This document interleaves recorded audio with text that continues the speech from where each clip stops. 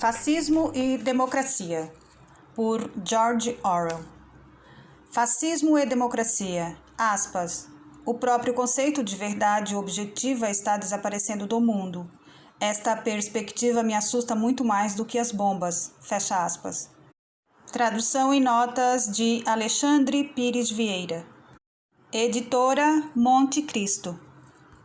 Versão de 24 de fevereiro de 2021. Sobre o autor, Eric Arthur Blair, de 1903 a 1950, mais conhecido por seu pseudônimo George Orwell, nasceu na Índia, onde seu pai trabalhava para a administração pública.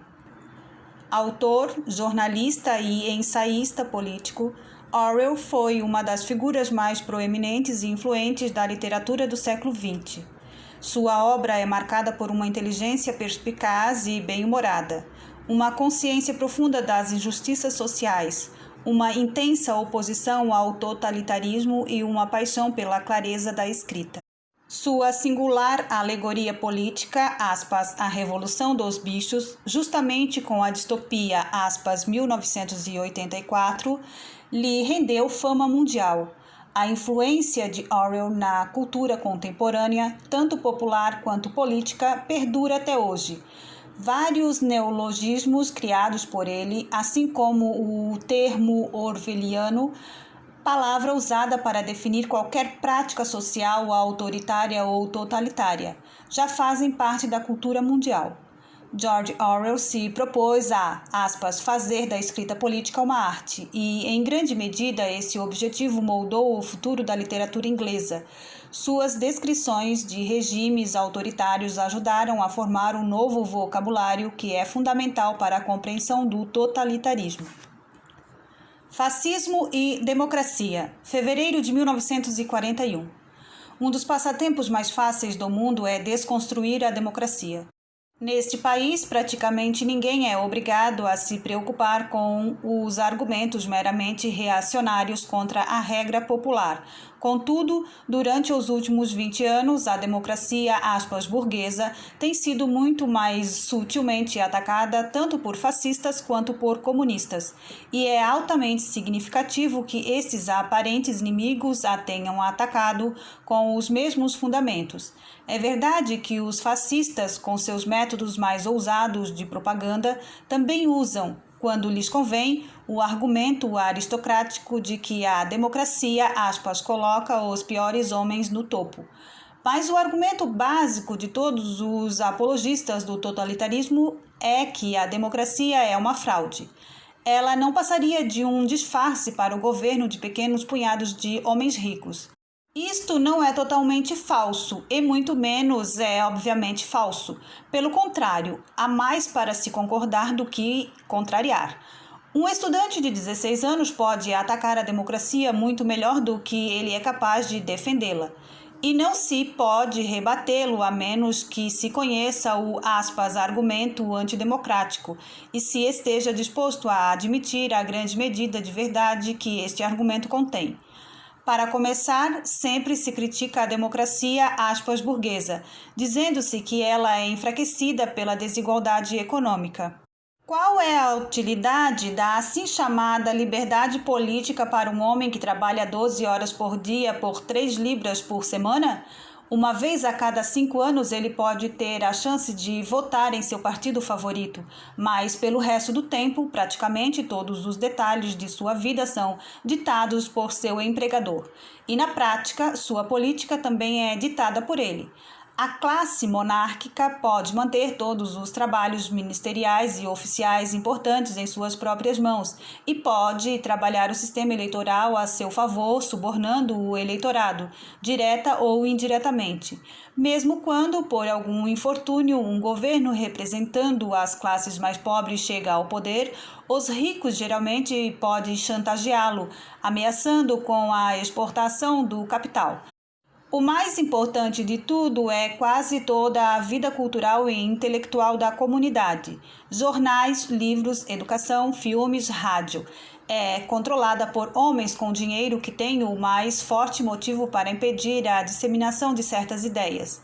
O cidadão de um país democrático é, aspas, condicionado, desde o nascimento, de forma menos rígida, mas muito mais eficaz do que seria em um Estado totalitário.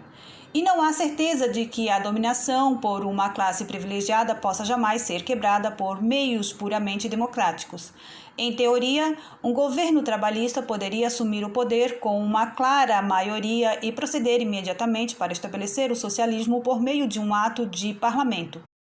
Na prática, as classes abastadas rebelariam e provavelmente com sucesso, porque teriam a maioria dos oficiais efetivos e os homens-chave das forças armadas do seu lado.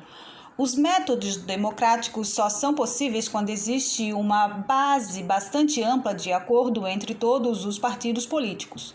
Não há nenhuma razão forte para pensar que alguma mudança realmente fundamental possa ser alcançada pacificamente. Mais uma vez, argumenta-se frequentemente que toda a fachada da democracia, liberdade de expressão e de reunião, sindicatos independentes e assim por diante, deve ruir assim que as classes economicamente mais favoráveis não estejam em condições de fazer concessões a seus funcionários. A, aspas, liberdade política, disse, é simplesmente um suborno, um substituto sem sangue para a Gestapo. É fato que os países que chamamos de democráticos são geralmente países prósperos. Na maioria dos casos, estão explorando mão de obra estrangeira barata, direta ou indiretamente. E também que a democracia como a conhecemos nunca existiu, exceto em países marítimos ou montanhosos, ou seja, países que podem se defender sem a necessidade de um enorme exército permanente. A democracia acompanha ou provavelmente exige condições favoráveis de vida. Ela nunca floresceu em estados pobres e militarizados. Tire a posição abrigada da Inglaterra, assim se diz, e a Inglaterra voltará imediatamente a métodos políticos tão bárbaros como os da Romênia. Além disso, todo governo, democrático ou totalitário, repousa em última instância na força. Nenhum governo, a menos que pretenda ser conivente com sua própria derrubada, pode demonstrar ou demonstra o menor respeito pelos direitos democráticos quando é seriamente ameaçado. Um país democrático que luta uma guerra desesperada é forçado tanto quanto uma autocracia ou um Estado fascista a recrutar soldados, coagir o trabalho, prender terroristas, reprimir jornais sediciosos. Em outras palavras, ele só pode se salvar da destruição deixando de ser democrático. As coisas pelas quais deveria estar lutando são sempre descartadas assim que a luta começa. Esse, resumidamente, é o argumento contra a democracia burguesa, utilizado tanto por fascistas quanto por comunistas, embora com diferenças de ênfase. Em cada ponto é preciso admitir que ele contém muita verdade, e, no entanto, porque ele, em última análise, é falso, quase todas as pessoas criadas em um país democrático sabem quase instintivamente que há algo de errado com toda essa linha de argumentação. O erro desse conhecido rebaixamento da democracia é que ele não pode explicar todos os fatos. As diferenças reais na atmosfera social e no comportamento político entre os países são muito maiores do que pode ser explicado por qualquer teoria que anula leis, costumes, tradições e etc., como mera, aspas, superestrutura. No papel, é muito simples demonstrar que a democracia é, aspas, apenas o mesmo que, ou apenas tão ruim quanto, totalitarismo. Há campos de concentração na Alemanha, mas existem também campos de concentração na Índia. Os judeus são perseguidos onde quer que o fascismo reine, mas e quanto às leis de segregação na África do Sul? A honestidade intelectual é um crime em qualquer país totalitário, mas mesmo na Inglaterra não é exatamente lucrativo falar e escrever a verdade. Estes paralelos podem ser entendidos indefinidamente, mas o argumento implícito em toda a linha é que uma diferença de grau não é uma diferença. É bem verdade, por exemplo, que existe perseguição política em países democráticos. A questão é saber quanto. Quantos refugiados fugiram da Grã-Bretanha ou de todo o Império Britânico durante os últimos 7 anos? E quantos da Alemanha? Quantas pessoas conhecidas pessoalmente foram espancadas com bastões de borracha ou forçadas a engolir canecas de óleo de rícino? Quão perigoso você acha que é entrar no bar mais próximo e expressar sua opinião de que esta é uma guerra capitalista e que devemos parar de lutar? Você pode apontar alguma coisa na história recente britânica ou americana que se compare com o expurgo de junho, os julgamentos trotskistas russos, o pogrom que se seguiu ao assassinato de von Raff? Um artigo equivalente ao que estou escrevendo poderia ser impresso em qualquer país totalitário, vermelho, marrom ou preto? O Daily Worker acabou de ser eliminado, mas somente após 10 anos de vida, enquanto em Roma, Moscou ou Berlim ele não poderia ter sobrevivido 10 dias.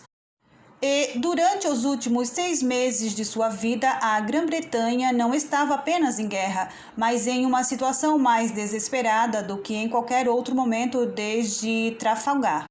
Além disso, e este é o ponto essencial, mesmo após a supressão do Daily Worker, seus editores têm permissão para fazer demonstrações públicas, emitir declarações em sua própria defesa, fazer perguntas no parlamento e conseguir o apoio de pessoas bem-intencionadas de vários matizes políticos. A liquidação rápida e final, que seria uma questão natural em uma dúzia de outros países, não apenas não acontece, mas a possibilidade de que isso possa acontecer mal entra na mente de alguém. Não é particularmente significativo que os fascistas e comunistas britânicos tenham opiniões pró-Hitler. O que é significativo é que eles ousam expressá-las. Ao fazer isso, eles estão silenciosamente admitindo que as liberdades democráticas não são totalmente uma farsa. Durante os anos de 1929 a 1934, todos os comunistas ortodoxos estavam comprometidos com a crença de que o social-fascismo, ou seja, o socialismo, era o verdadeiro inimigo dos trabalhadores e que a democracia capitalista não era, de forma alguma, preferivelmente ao fascismo. No entanto, quando Hitler chegou ao poder, dezenas de milhares de comunistas alemães, ainda proferindo a mesma doutrina que não foi abandonada até algum tempo depois, fugiram para a França, Suíça, Inglaterra, Estados Unidos da América ou qualquer outro país democrático que os admitisse. Com suas ações, eles haviam desmentido suas palavras, eles haviam, votado com os pés, como disse Lenin. E aí vem o melhor trunfo que a democracia capitalista tem a mostrar. É o sentimento comparativo de segurança desfrutado pelos cidadãos dos países democráticos. O conhecimento de que, quando você fala de política com seu amigo, não há nenhum ouvido da Gestapo colado no buraco da fechadura. A crença de que, eles não podem puni-lo a menos que você tenha violado a lei. A crença de que a lei está acima do Estado. Não importa se esta crença seja em parte uma ilusão, já que é, evidentemente, pois uma ilusão generalizada capaz de influenciar um comportamento público é em si um fato importante. Imaginemos que o atual ou algum futuro governo britânico decidisse acompanhar a supressão do Daily Worker, eliminando completamente o Partido Comunista, como foi feito na Itália e na Alemanha. Muito provavelmente, eles achariam a tarefa impossível, pois uma perseguição política desse tipo só pode ser levada a cabo por uma Gestapo completa, que não existe na Inglaterra e não poderia ser criada no momento. A atmosfera social é muito contrária a ela. O pessoal necessário não estaria disponível. Os pacifistas que nos asseguram que, se lutarmos contra o fascismo, nós mesmos, passaremos a ser fascistas, esquecem que todo o sistema político tem que ser operado por seres humanos, e os seres humanos são influenciados por seu passado. A Inglaterra pode sofrer muitas mudanças degenerativas como resultado da guerra, mas ela não pode, exceto possivelmente pela conquista, ser transformada em uma réplica da Alemanha nazista. Ela pode evoluir para algum tipo de autofascismo, mas não para o fascismo do tipo ativo, revolucionário e maligno. O material humano necessário não está presente. Devemos isso a 3 séculos de segurança e ao fato de não termos sido derrotados na última última guerra. Mas não estou sugerindo que a liberdade mencionada nos artigos principais do Daily Work seja a única coisa pela qual vale a pena lutar. A democracia capitalista não é suficiente em si mesma e, mais, ela não pode ser recuperada a menos que se transforme em outra coisa. Nossos estadistas conservadores, com suas mentes moribundas, provavelmente esperam e acreditam que o resultado de uma vitória britânica será simplesmente em retorno ao passado.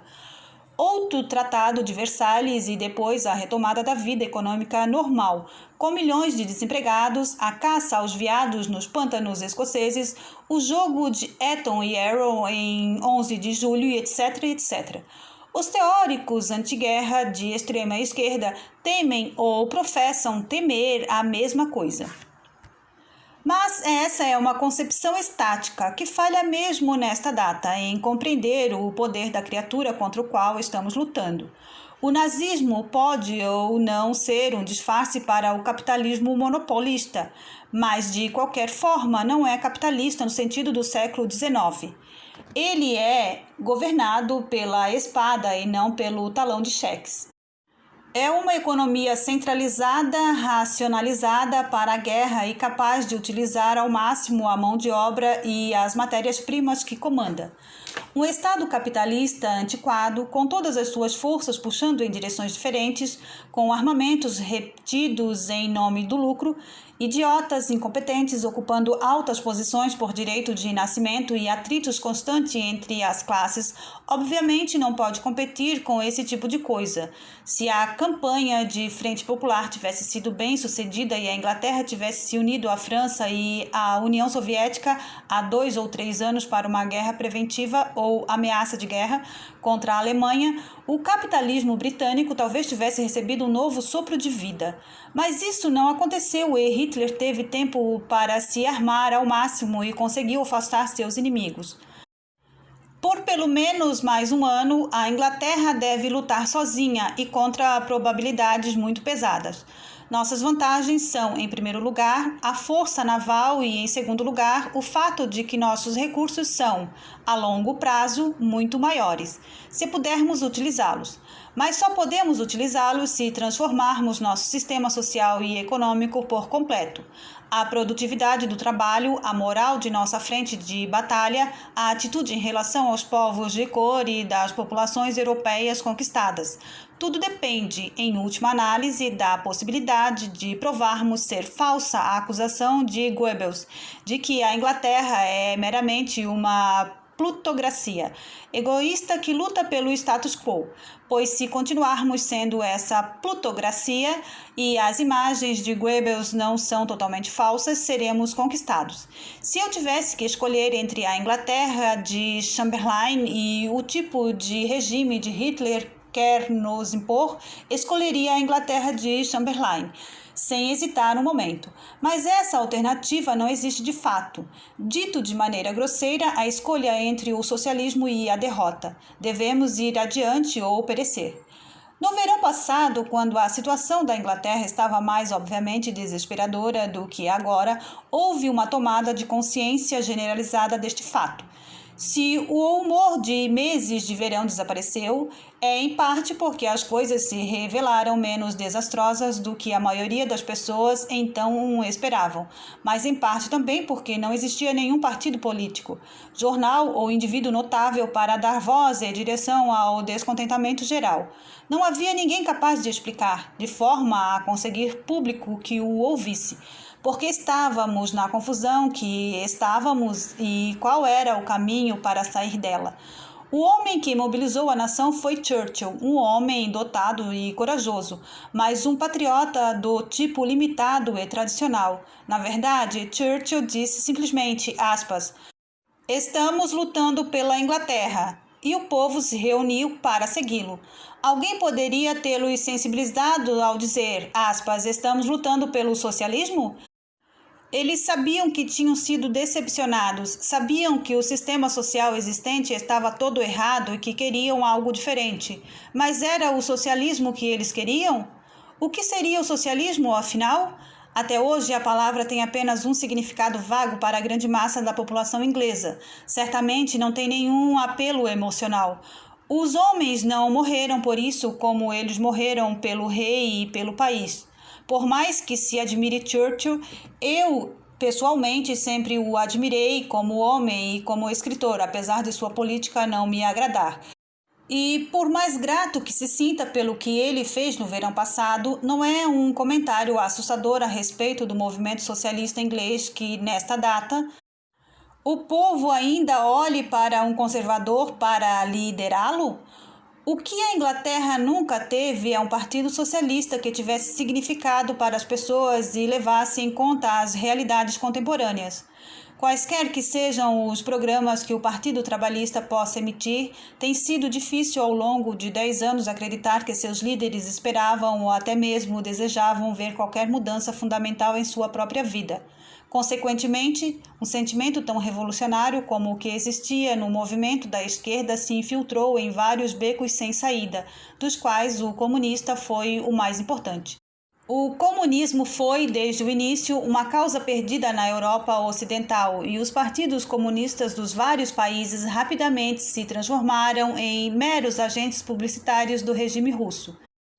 Nesta situação, eles foram forçados não apenas a mudar suas opiniões mais fundamentais a cada mudança da política russa, mas a insultar cada instinto, a cada tradição do povo que eles tentavam liderar. Depois de uma guerra civil, 2 fomes e de uma purga, a pátria adotada se instalou no regime oligárquico, na censura rígida das ideias e na adoração servil de um Führer.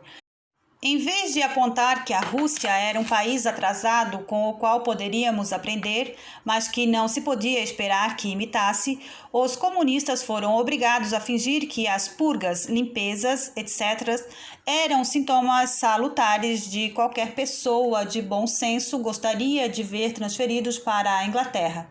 Naturalmente, as pessoas que podiam ser atraídas por tal credo e permanecer fiéis a ele depois de terem compreendido sua natureza, tendiam a ser neuróticos ou malignos, pessoas fascinadas pelo espetáculo de crueldade bem-sucedida. Na Inglaterra, eles não conseguiam obter nenhum segmento estável de massa, mas poderia ser e continuam sendo um perigo pela simples razão de que não há outro corpo de pessoas que se intitula revolucionário. Se você está descontente, se quer derrubar o sistema social existente pela força e se deseja aderir a um partido político prometido para este fim, então você deve aderir aos comunistas. Efetivamente, não há mais ninguém. Eles não alcançaram seus próprios fins, mas podem alcançar os de Hitler. Não se imagina, por exemplo, que a chamada Convenção do Povo ganhe poder na Inglaterra, mas pode espalhar terrorismo o suficiente para ajudar muito Hitler em algum momento crítico. E entre a Convenção do Povo, por um lado, e o tipo de patriotismo do meu país certo ou errado, por outro, não existe atualmente nenhuma política convincente. Quando o verdadeiro movimento socialista inglês aparecer, deve aparecer se não quisermos ser derrotados, e a base para ele já está lá nas conversas em 1 milhão de bares e abrigos antiaéreos. Ele atravessará as divisões partidárias existentes. Será ao mesmo tempo revolucionário e democrático. Visará as mudanças mais fundamentais e estará perfeitamente disposto a usar a violência, se necessário, mas também reconhecerá que nem todas as culturas são iguais, que os sentimentos e tradições nacionais têm que ser respeitados para que as revoluções não falhem, que a Inglaterra não é a Rússia, ou a China, ou a Índia. Compreenderá que a democracia britânica não é uma farsa, não é simplesmente uma, superestrutura. Pelo contrário, é algo extremamente valioso que deve ser preservado e ampliado e, acima de tudo, não deve ser insultado. É por isso que gastei tanto espaço acima para responder aos argumentos já conhecidos contra a democracia burguesa. A democracia burguesa não é suficiente, mas é muito melhor do que o fascismo. E trabalhar contra ela é serrar o galho em que você está sentado. As pessoas comuns sabem disso, mesmo que os intelectuais não saibam. Eles se agarram muito firmemente à ilusão da democracia e à concepção ocidental de honestidade e decência comum. Não adianta apelar para eles em termos de realismo e política de poder, pregando as doutrinas de Maquiavel no jargão de Lawrence e Wishart. O máximo que se pode alcançar é a confusão do tipo que Hitler deseja.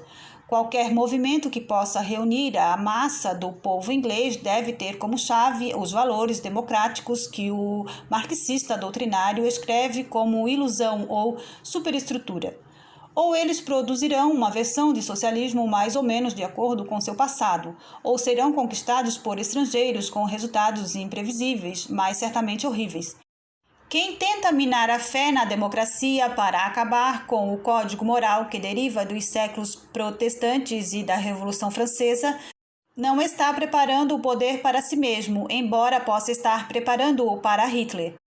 Um processo que temos visto se repetindo tantas vezes na Europa, que equivocar-se sobre a sua natureza não é mais desculpável. The Left News, em fevereiro de 1941.